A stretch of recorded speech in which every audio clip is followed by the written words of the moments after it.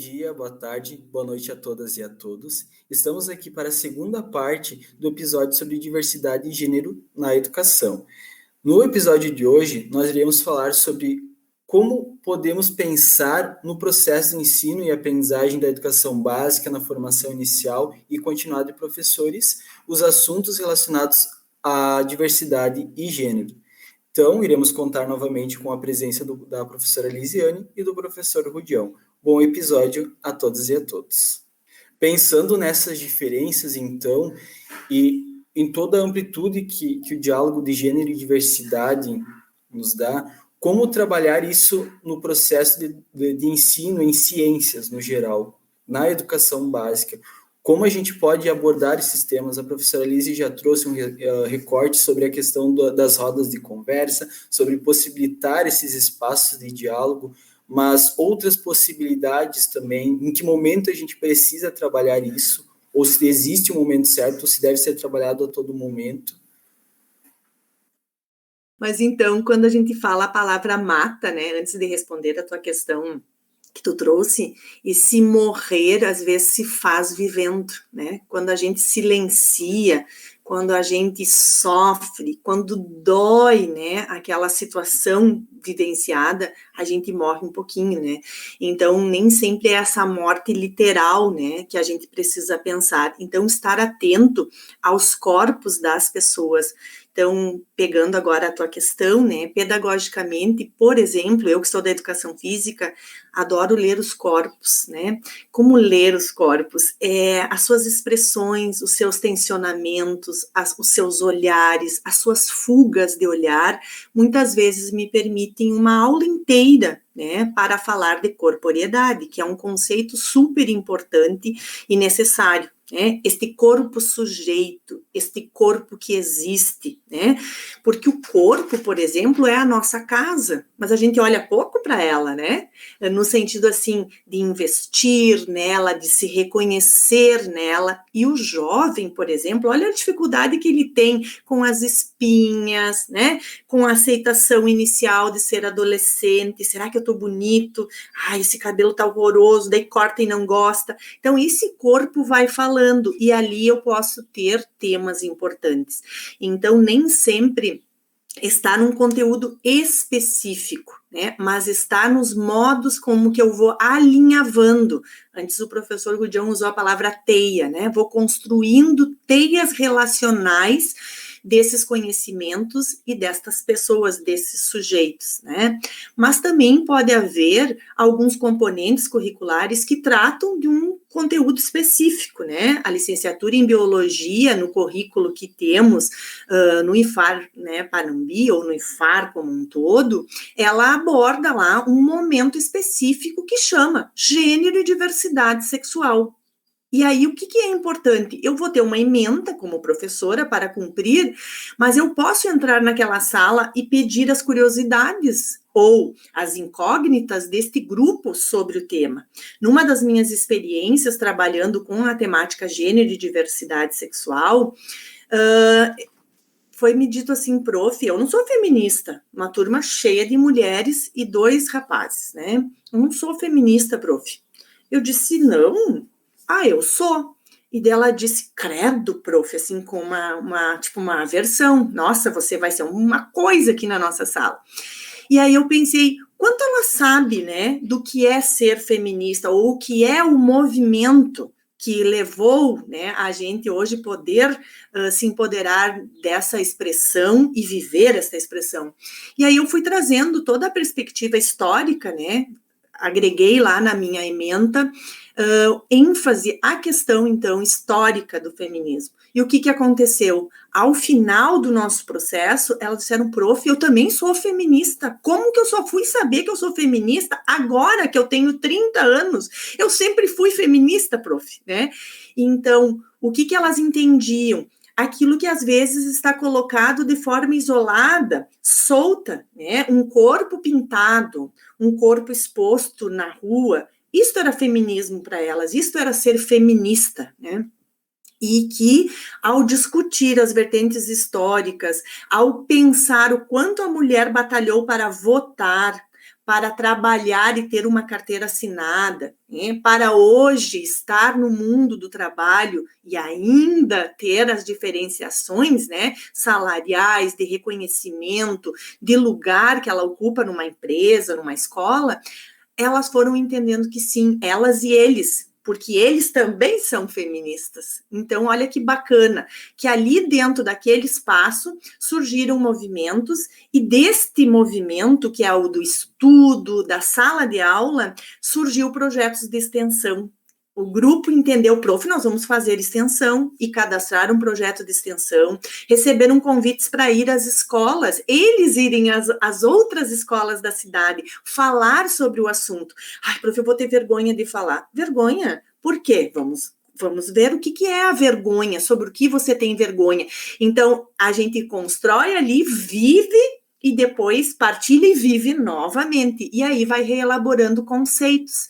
Então, assim, no contexto da escola, daria para trazer inúmeros elementos. Trouxe 2 para que o colega também possa trazer os deles, porque a cabeça da gente começa a fervilhar de ideias, porque é muito bom ter estes temas presentes, e não só bom, necessário. É a beleza da diversidade, né? Eu, da área de letras, né, meu mestrado em literatura, tu estavas falando do corpo, eu estava lembrando do Vail Tampakov com O Corpo Fala, né, a questão da comunicação não verbal, né, e das minhas leituras, né, que elas partem do imaginário, né, da literatura, e vão construir ou vão permitir, né, a gente fortalecer essa teia da realidade, do cotidiano, né, a partir das metáforas. Pensando em educação, a gente pode partir da do Rubem Alves, né, as escolas que são gaiolas, as escolas que são asas. Então, o que a gente tem tentado fazer é isso, né, que a gente tenha mais escolas que dê asas às pessoas para elas voarem da maneira que elas são, e não que a gente aprisione de uma maneira, né, que foi considerada a correta. O Ítalo Calvino, né, As Cidades Invisíveis, ele tem uma das cidades, né, a Otávia, ele chama Otávia de cidade teia de aranha. E aí a gente pensa em todos esses sujeitos que foram invisibilizados, né, produzidos como inexistentes, mesmo que eles estejam sempre em voga nas discussões políticas ou nas fofocas, nos burburinhos cotidianos, né, mas essa invisibilização deles transforma, então, o fio social muito frágil, essa teia social, né, e isso arrisca todo o equilíbrio. Então, nas Cidades Invisíveis, o Ítalo Calvino, então, com o personagem Marco Polo, então, né, nas suas viagens por essas cidades, ele vem dizer que a Sotávia, que é a cidade teia de aranha, ela existe num precipício no meio de 2 montanhas escarpadas. Então, a cidade fica no vazio. Então, é importante se cuidar dos fios, né, para que ela não caia no precipício. Para poder realmente colaborar com o progresso do local onde se vive, é necessário transformar a realidade das pessoas que nele habitam. Assim funciona a Octávia. Ela só existe porque existem todos esses fios que são cada um dos indivíduos na sua diversidade, construindo o suporte para onde ela fica, para que ela não caia no vazio, né? Então, dá visibilidade às chamadas minorias, porque numericamente muitas vezes são maiorias, né? Então, permitir dar visibilidade, aceitá-las como elas são, né? Embelezando e fortalecendo a teia da sociedade, porque as cidades desenvolvidas, elas visibilizam seus integrantes, né? E assim, em conjunto, cada um consegue progredir e consegue fazer com que a cidade seja melhor, seja mais forte, seja sustentável, né? Então, essa visibilidade sempre ela é importante. E eu, então, sendo da literatura, mesmo nos cursos de ciência, né, porque parece que, então, na ciência a gente tem que falar só de ciência.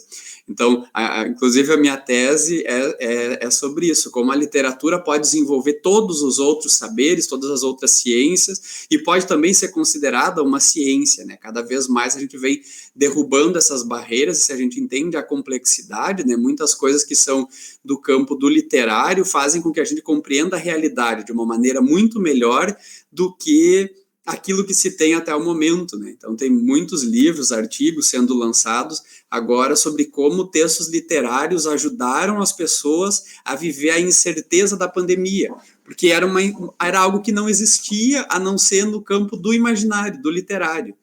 E aí, quem já tinha lido A Peste, do Camus, ou o Ensaio sobre a Cegueira, do Saramago, pensou, nossa, é uma realidade que eu vi num texto literário. Então, a gente trazer o texto literário para pensar questões de gênero, por exemplo, também, né, auxilia a abrir a forma de pensar mesmo de um cientista. Então, se a gente for, tem muitas experiências na Europa de cientistas que estudam textos literários e filosofia para que se evite o progresso científico de chegar a um dilema, chegar a um problema futuramente. Então, eles já imaginam a realidade, projetam e pensam eticamente, né? Utilizam da compaixão, porque o texto literário tem disso, né? A gente entra no personagem, então, mesmo não sendo mulher, eu posso saber como vive uma mulher, como sente uma mulher, né? Então, a gente tem mesmo, por exemplo, os meus estudos de questões de gênero começaram por essa questão da dominação masculina, né? A partir de Kate Chopin, então, lá na virada do século XIX para o XX, quando o movimento feminista ainda nem era forte, eram ideias que mulheres como a Kate Chopin tinham, né? E o preço que elas pagaram para isso, né? Ela perdeu, inclusive, os amigos dela, né? Ela foi xingada nos jornais porque ela dizia que a mulher tem que ser livre para ser quem ela é e não uma propriedade do marido, né? Quando ela casa, ela deixa de ser a fulana e passa a ser a senhora fulana de tal, com o sobrenome do marido, né? E aí as questões, então, foram se desenvolvendo, mas sempre trazendo, então, o texto literário para a gente pensar essas questões, né? Aí eu vou citar mais um exemplo, por exemplo, em Morangos Mofados, Caio Fernando Abreu tem um conto que chama Aqueles Dois, que é essa ideia que se tem a respeito de como se deve comportar, né? Então, dois amigos que coabitam, e aí a sociedade já julgou, perderam o emprego, tudo, porque acharam que eles eram homossexuais. Então, lendo o texto literário, a gente não fica só assim observando, tá? Eu não sou, aqui a minha família não concorda, a minha religião não permite, eu olho de longe. Não, a gente mergulha nesse personagem. E mesmo que eu continue tendo a minha forma de ser, eu passo a ter compaixão, pelo menos, a compreender como seria a minha vida se eu estivesse no lugar. Então, é essa dupla leitura, né, que é fundamental para um cientista ou para qualquer outra área, né, que a gente consiga ter esse olhar de compaixão, né, quando a gente recebe, então, uma informação, às vezes um pedido de socorro de um aluno, né, a gente não sabe como fazer, não sabe como agir, é importante que a gente leia e que a gente saiba, leia tal livro, leia tal... Às vezes uma poesia já pode auxiliar com que ele saia desse lugar tão difícil onde ele foi colocado ou onde ele mesmo, por questões próprias, se colocou. Como eu trago para mim, e sempre foi assim naqueles momentos na escola, na educação básica, no ensino fundamental e médio, quando eu me sentia mal, para onde eu corria? Eu corria para a biblioteca. E o que eu fazia? Eu lia. Os livros eram o meu refúgio dentro da escola, quando eu sofria bullying. Ou o teatro, ou a dança. O conhecer meu corpo a partir da dança, do movimento. O conhecer meu cérebro, minha mente, como ela funcionava a partir da leitura. Conhecer diferentes realidades a partir da leitura. A história. O que a ditadura interferiu. O que outros contextos históricos trouxeram como herança negativa ou positiva para a sociedade. Então, a literatura, o movimento do corpo sempre me trouxeram um lugarzinho seguro e que era apenas meu. Então, é importante trazer isso, como abordar a partir da literatura. Não é porque eu não sou um professor de literatura que eu não possa contextualizar dentro da sala de aula a partir dos livros. Nós temos o Harari, que trabalha, né, muito forte a questão da biologia, a questão também de desastres, os 3 livros dele, ele traz muito isso, a questão do movimento enquanto professor de biologia, o que eu posso trazer a partir do corpo, a partir do movimento, quais os sinais eu posso identificar, os sintomas de um abuso eu posso identificar dentro do processo de ensino e aprendizagem. E nisso entramos na próxima pergunta, vocês já falaram um pouco, mas a questão da formação de professores, vocês podem contextualizar também como acontece dentro do IFE, como é tratado dentro das práticas, né, ou até mesmo nas outras disciplinas, na literatura, porque a gente tem a disciplina de produção textual e literatura dentro dos próprios cursos, como a gente pode tratar as diversidades e gêneros dentro do contexto da formação inicial de professores. Vamos trocar um pouco esse nosso bingo aí, Rudião. Eu estava aqui pensando no Nietzsche, né? O Nietzsche falou, a arte existe para que a realidade não nos destrua.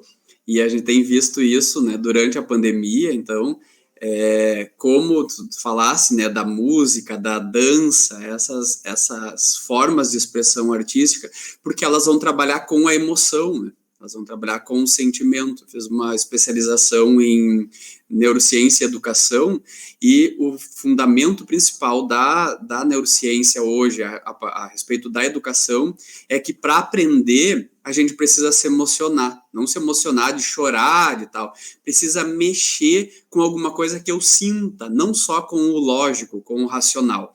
Então, essas expressões, né, do movimento, da música, da literatura, elas nos ajudam a mais do que só pensar, né? Pensar, sentir.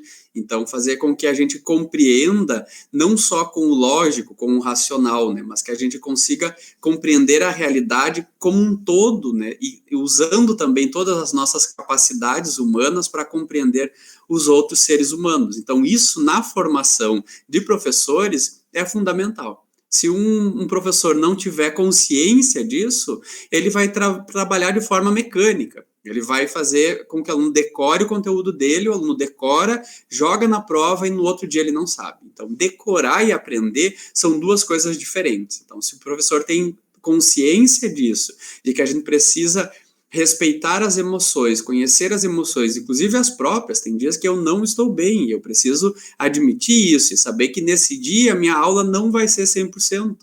E aí o Heidegger fala de tonalidade afetiva. Às vezes o meu conteúdo é tão difícil que o aluno não entendeu nada. Mas se eu ensinei ele com emoção, de uma forma carinhosa, amorosa, né, para citar Paulo Freire, com esse diálogo amoroso, vai ficar pelo menos esse tom. E ele vai dizer, não entendi o conteúdo, mas quando eu for professor, eu tiver que ensinar uma coisa muito difícil, eu quero ensinar desse jeito, com leveza. E aí o aluno pelo menos vai pesquisar em casa, tentar, não entendi a aula, mas o professor falou com tanta emoção, com tanta paixão, que deve ser um conteúdo bom.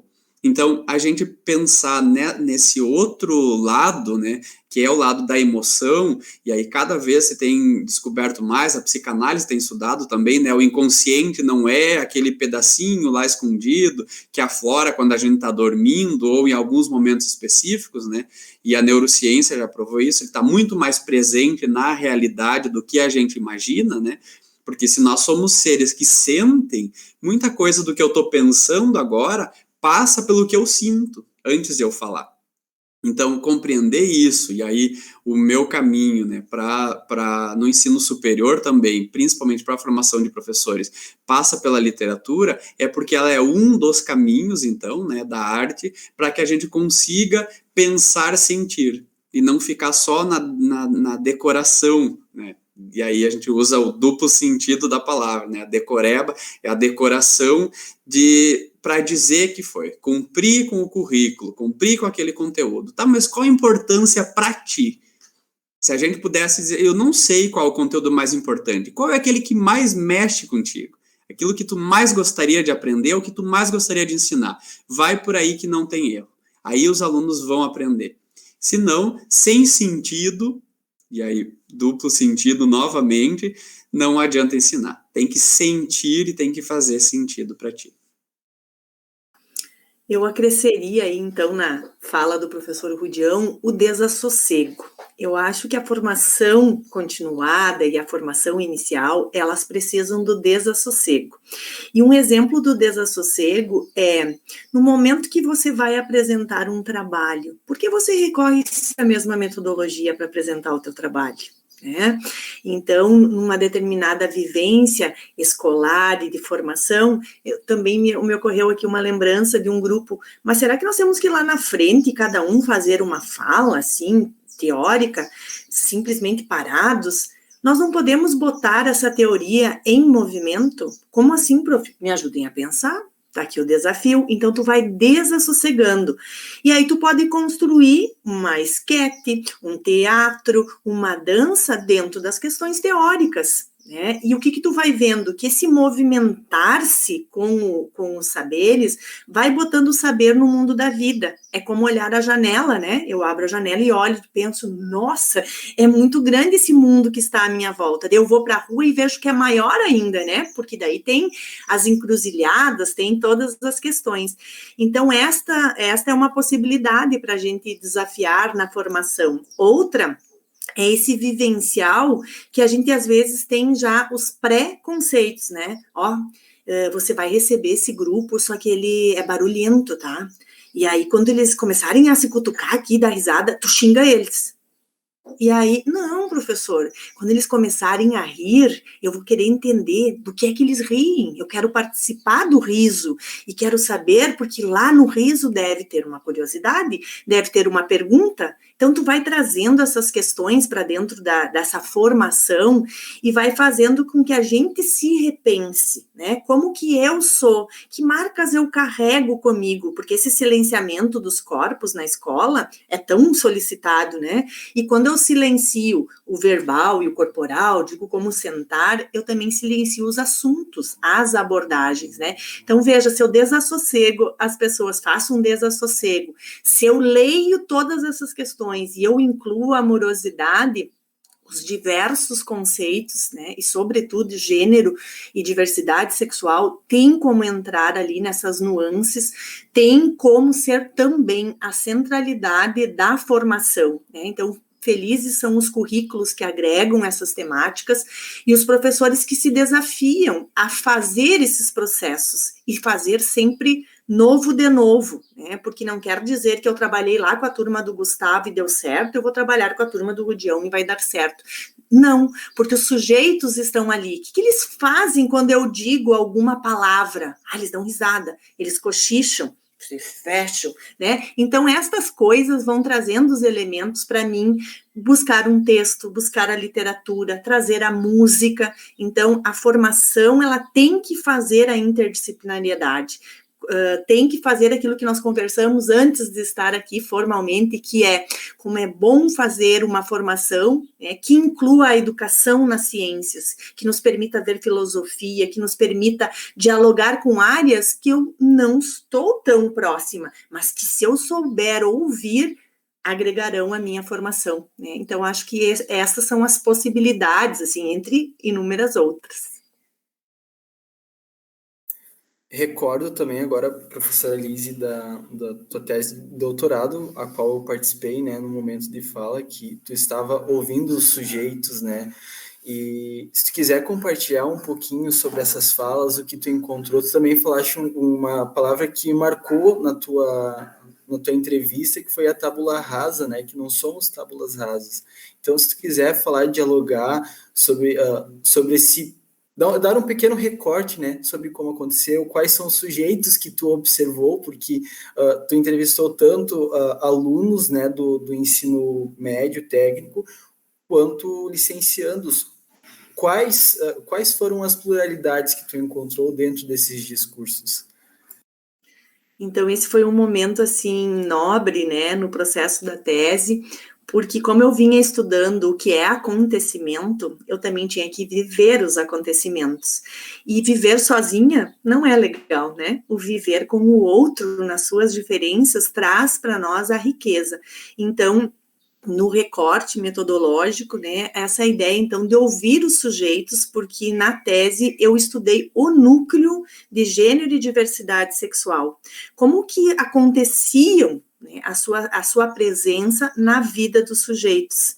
E eu fui percebendo que ele acontece, né, ou ele provoca, ele produz conhecimentos das mais diversas formas, né, porque quando as pessoas iam contando de si, tu vai mergulhando na história do outro, né, E aí tu vai percebendo falas que tu disse lá há 2 anos atrás, né? Um exemplo que tu recortou na tua aula, o que ela vai produzindo no sujeito, no sentido na ideia dos sentidos, dos significados, né? E o quanto o lugar da escola na vida desses sujeitos, independente da idade deles, foi sendo muito importante. Vai dando confiança, porque para a pessoa contar os seus acontecimentos, né? Os seus processos, é porque ela está confiante daquele lugar, porque aquele lugar produziu sentidos, né, e pôde agregar ali a ideia de pertença. Eu pertenço, eu existo. Então, assim, a riqueza para mim foi depois selecionar o que, né, caberia na tese, porque nem tudo vai para a tese, mas tudo fica com a gente, fica nessa amorosidade. Então, as entrevistas para mim foram momentos de emoção, escutar de novo, né? Na hora de escutar já a emoção. Depois escutar de novo, o redigir, o trabalhar com cuidado, né? E ética, a fala do outro mostra assim que a gente pode e deve valorizar os acontecimentos, né? Essas fissuras, esses recortes que estão ali nas pessoas, que pode ser a cor do cabelo, que pode ser a sobrancelha com algum tracejado, né? Que pode ser um óculos bem colorido, que pode ser aquele corpo tão calado e que está ali na nossa sala de aula, está nos dizendo muitas coisas, né? Está circulando entre outros e aos poucos ganhando pertença. Ontem eu dizia para um colega que ótimo se a gente conseguir, além desses saberes que o aluno vem buscar no IFAR, a gente conseguir deixar fagulhas, né? Pode ser fagulhas, de pertenças, de modificações, né? De se autorizar a algo, enfim, cada um nas suas histórias, poder seguir. Então, assim, a tese, trabalhando com os acontecimentos, ouvindo os alunos, ouvindo a história do Gustavo, me trouxe, obviamente, muitas aprendizagens, enriqueceu a tese e ficou guardada aqui no coração. Só para ressaltar a importância de se falar, né, de ter momentos, né, de fala a respeito desses temas, né, quem está ouvindo o teu depoimento agora, né, inclusive eu, nunca mais vai olhar para uma sala de aula do mesmo jeito. A gente vai olhar para os alunos além do que eles dizem, como eles estão se comportando, como eles estão vestidos e tal, que muitas vezes são questões que passam batidas. A gente está olhando para os alunos como números, né? A gente está ali cumprindo com o meu trabalho, passando o meu conteúdo, literalmente passando, se eles aprenderam ou não, isso é a responsabilidade deles. Eu fiz a minha parte, que é passar, sem olhar, sem observar, sem enxergar os alunos, né? Mas para isso, né, chama de desassossego, na minha tese eu chamo de desautomatização, né? Que eu trago da literatura, o estranhamento, que é isso. Eu estou todo dia, toda semana nessa sala de aula com os mesmos sujeitos, eu não enxergo as diferenças. Não, às vezes hoje ele está mais calado, ele está mais abatido, hoje ele botou uma roupa mais colorida, está mais vivo, cortou o cabelo, então não se observa isso. Então a importância, né, de pensarmos esse estranhamento, esse desassossego, essa desautomatização é a gente olhar para a mesma coisa com olhos diferentes todo dia, né? Nós não somos máquinas, nós não somos robôs, e isso é muito importante. A gente precisa ver a realidade de uma maneira diferente do que ela se apresenta aí. Ela não é sempre a mesma, porque nós não somos sempre os mesmos, né? Então, a cada releitura, por exemplo, o texto vai ser diferente, porque nós vivemos, assistimos, fizemos ou lemos coisas diferentes desde a última vez que a gente entrou em contato com esse texto, com esse ser humano. Então, é muito importante esse desautomatizar, desassossegar, né, que a gente não entre no automático, que é um caminho que parece mais fácil, mas que não é tão produtivo. E ainda só um recortinho da tese que eu fiquei pensando, também das pessoas entrevistadas, muitas delas ainda estavam vivendo o processo de ser na sua inteireza dentro do IFAR. né, nas suas casas, nos outros espaços, ainda estava em construção. Aquele movimento ainda com alguns sofrimentos, né, com alguns altos e baixos, mas dentro do IFAR já dizendo, aqui eu posso, prof, né, aqui eu já construí um espaço que me deixa seguro, e quando eu fico inseguro, eu sei para quem que eu recorro, eu sei aonde eu encontro um acolhimento, né, e isso é bem importante, e vai fazendo esse sujeito ser crítico de si e do próprio sistema em que ele está, né? Então, ele constrói argumentos, ele constrói relações, ele se posiciona, desperta lideranças, então são essas as relevâncias. Parece até uma sintonia de pensamentos, né? Porque a professora Lisiane já adiantou o que eu queria trazer agora como última pergunta, que é como nós, enquanto professores, enquanto sujeitos professores individuais, com as nossas vivências, vamos receber esse aluno. Os alunos vêm, né? Eu me lembro, recordo até mesmo do contexto do IFAR lá dentro da instituição, os alunos recorriam a vocês estavam sempre cercados de alunos. E esses alunos devem trazer relatos pessoais, frustrações, medos, como nós individualmente podemos tratar e ouvir isso. Como a gente qual a melhor postura, entre aspas, enquanto ouvinte, como a gente aconselha, em diversos casos, como a gente deveria recorrer ou tratar isso? São muitas possibilidades, né? Mas eu penso assim, que quando alguém nos procura, primeiro a gente tem que respeitar o tempo dessa pessoa, né? E ir dialogando com essa pessoa até onde a sua curiosidade ou a sua necessidade nos convoca a pensar, né?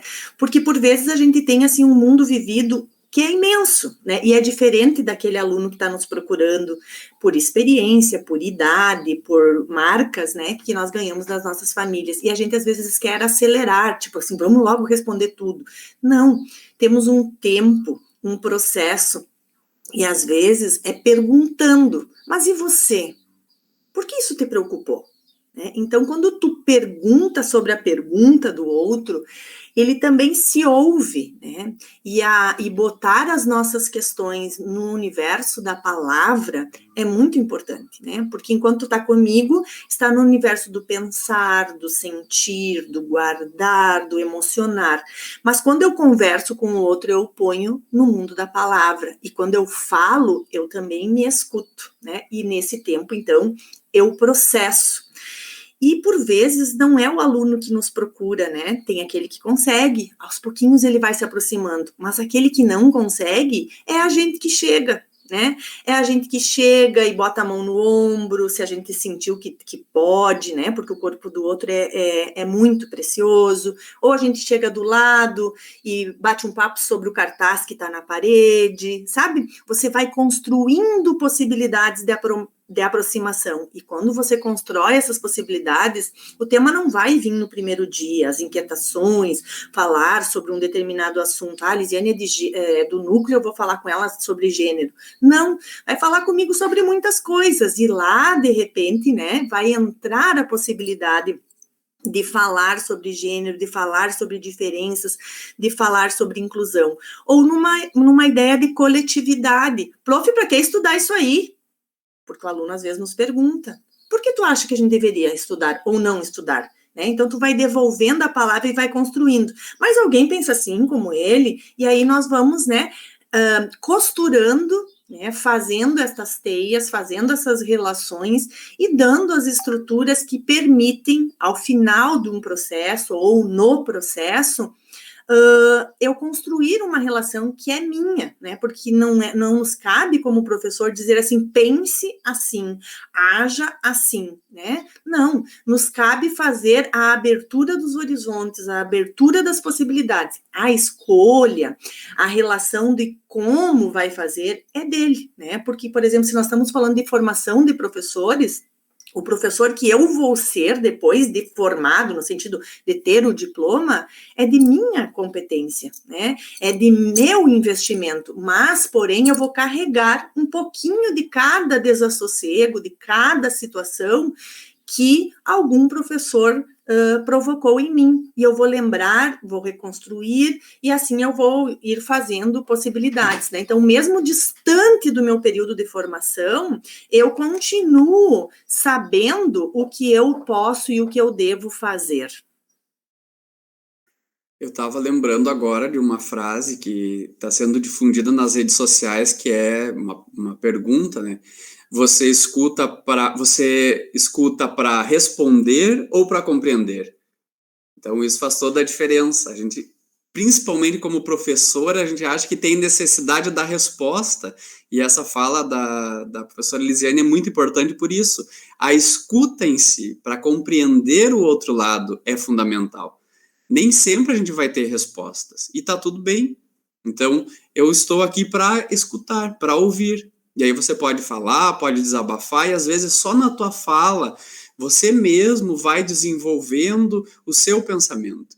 Então, o fundamental é que a gente esteja aberto e que, se a gente for dar alguma resposta, se o nosso ímpeto é de responder alguma coisa, que seja no sentido de compreender ainda mais, ou de abrir ainda mais esse pensamento, para que ele permita, então, com essa abertura que já existiu, né, de vir falar alguma coisa, para que ele permita novos pensamentos. Então, que a gente tenha sempre em mente isso, né? Eu estou escutando para compreender, não necessariamente para responder. Então, que o nosso lugar seja o de abertura e compreensão. E aí a gente já resolve a questão.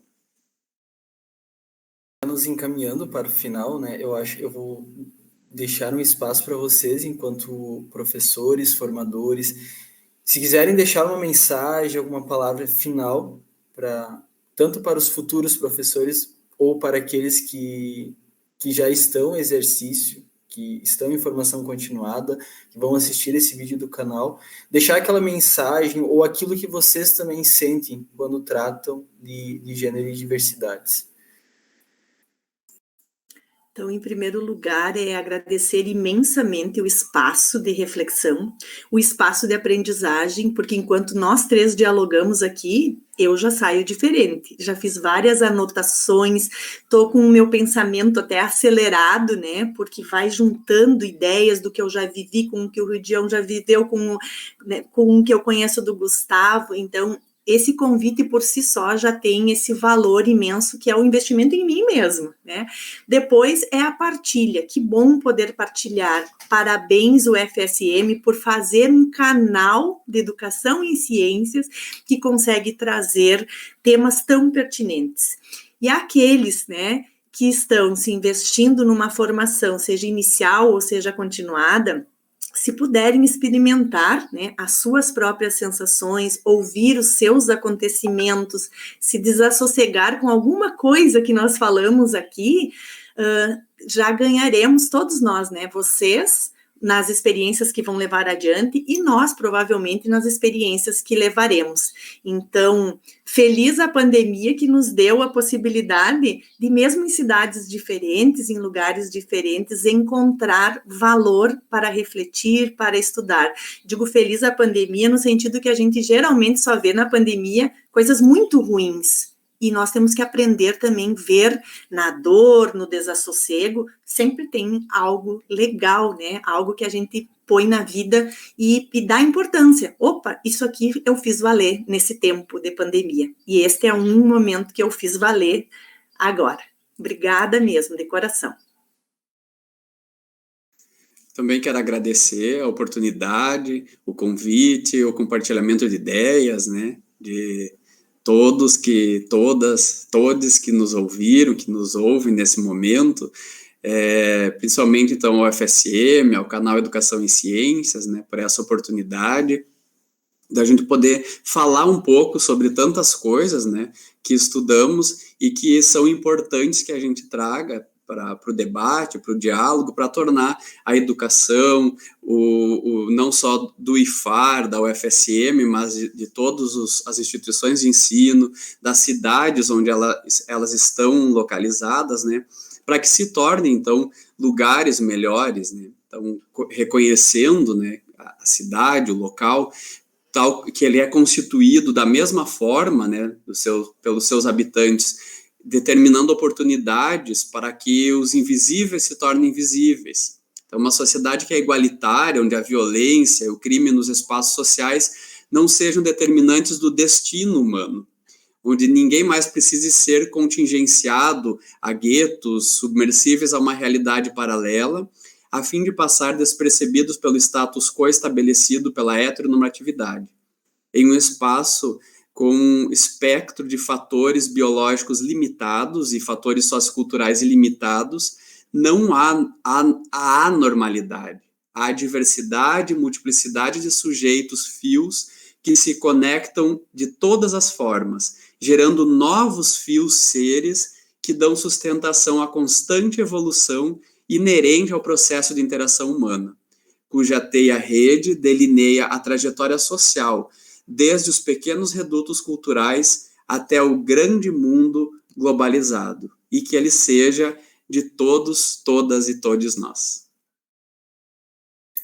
Eu fico lisonjeado, né, em ter esse momento de fala, de diálogo com a professora Liz e com o professor Rudião, que, além de meus professores, eu considero também amigos e grandes influenciadores do meu processo de constituição e construção profissional, porque dentro do IFAR a gente compartilhou muitas coisas boas, a gente compartilhou conversas, diálogos, e tudo isso se integrou a mim de uma forma muito intensa.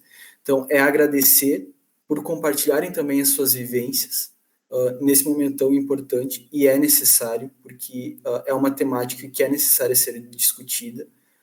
Enquanto sujeito gay, eu vejo a necessidade também de outros profissionais que tragam as suas vivências. Então, só quero agradecer, só tenho a agradecer, gratidão define esse momento tão especial, e falar que vocês são bem-vindos para voltar sempre que quiserem ao PPG, né, de Educação em Ciências da UFSM, vão ser muito bem-vindos. Então, obrigado pelo momento. Quem estiver ouvindo pela manhã, pela tarde, pela noite, vai se deliciar com esse coquetel maravilhoso que foi a conversa. Aprendi muito, saio daqui inquietado, com diversas outras coisas para pensar também, e que possamos estabelecer sempre diálogo, e como a professora Lise citou a partilha de Nova, que possamos sempre partilhar, e como o Piaget também fala, que a gente trabalhe com estudantes e instigue a construção de sujeitos que mudem e modifiquem o seu redor, as suas comunidades, como o professor Rudião falou. E a gente tenha esse papel, que a gente veja a educação dessa forma, como estímulo, como norteadora de uma comunidade melhor, de uma qualidade de vida melhor, que a gente possa modificar o mundo que é tão preconceituoso, tão diverso em coisas ruins, mas que também tem coisas boas para nos dar. E a gente também tem muitas coisas boas para dar para o mundo. Obrigado mesmo, de coração.